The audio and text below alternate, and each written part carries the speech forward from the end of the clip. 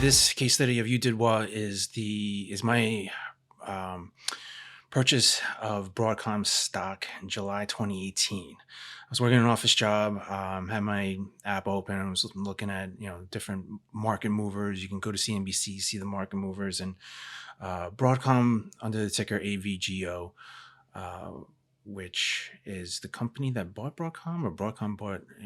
I don't know. The story is what I knew then is that Broadcom was a very active player in acquisitions. If you look at their Wikipedia page, it's just one acquisition after the other. I've been following the company. I knew a little bit about it. I was obviously a tech chip maker, designer of chips that were in iPhones, that were in Raspberry Pis, that were in a lot of things. This is 2018, so the Internet of Things was very popular, uh, um, trendy thing. And if you looked at the financials, I mean, they were fantastic. They had just been rejected to buy Qualcomm because it would have been the biggest deal. And I think there was anti-trade or anti-competitiveness cited as the reason why that didn't go. So Broadcom had the cash. Broadcom was looking to make a deal, and they did one. And the Wall Street reacted by selling the stock, and that was buying Computer Associates, CA. CA Technologies is a long veteran of enterprise consulting, enterprise of technology provider solutions, and a Long Island company. And I'm from Long Island.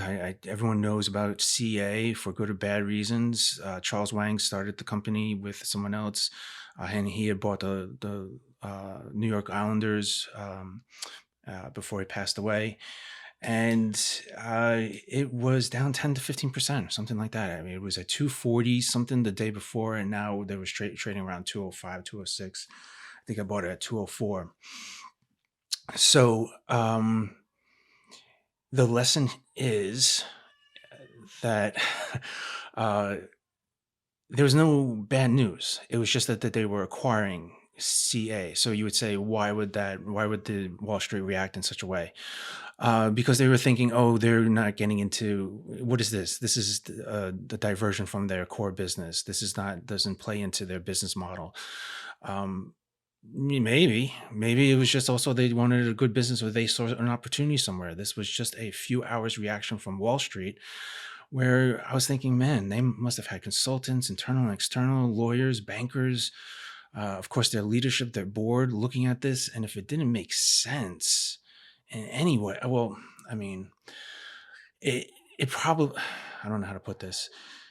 It was an overreaction. It wasn't like it was Elon Musk or someone who had or Mark Zuckerberg or the Google partners who had such voting rights that they just were on a whim and did something. This was something that was not negative, and the Wall Street was reacting negatively to it. So yeah, they had the money to buy. They were buying it. Even if my thinking was also, even if it was a bad deal, I would hope that Hock Tan, the CEO, and their board and their management would pivot and go, we messed up, and go back to the core business and what was really making the money. So pull the trigger. The lesson is that sometimes Wall Street freaks out, and this is times where you buy your dip, especially if it's something like this, especially if it's something that you were on your shopping list for a long time that has a strong dividend. Broadcom, I think that was the sealer. It wasn't a dividend trap. Because it wasn't going down, it was just reacting to the news. But with that news, the dividend was at like 6 or 7%.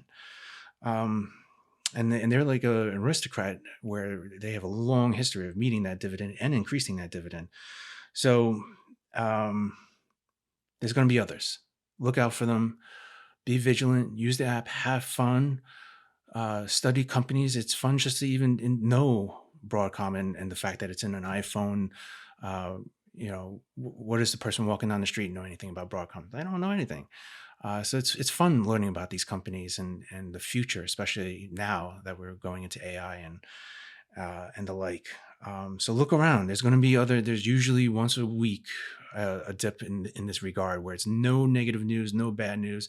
It's just something, and Wall Street freaks out, and this is the time to buy. And at that time, I was paying crazy commissions, so I bought it all at once. Now, buy some today, buy some tomorrow, buy some next week. If you think that you're emotional or too eager or too sad, whatever it is.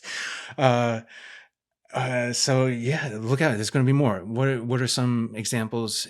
This is tough to say, and I think people roast me and a lot of things. It's to the point of where that overreaction. But yeah, if Nvidia bought Accenture, I think they have the balance sheet that they can do that.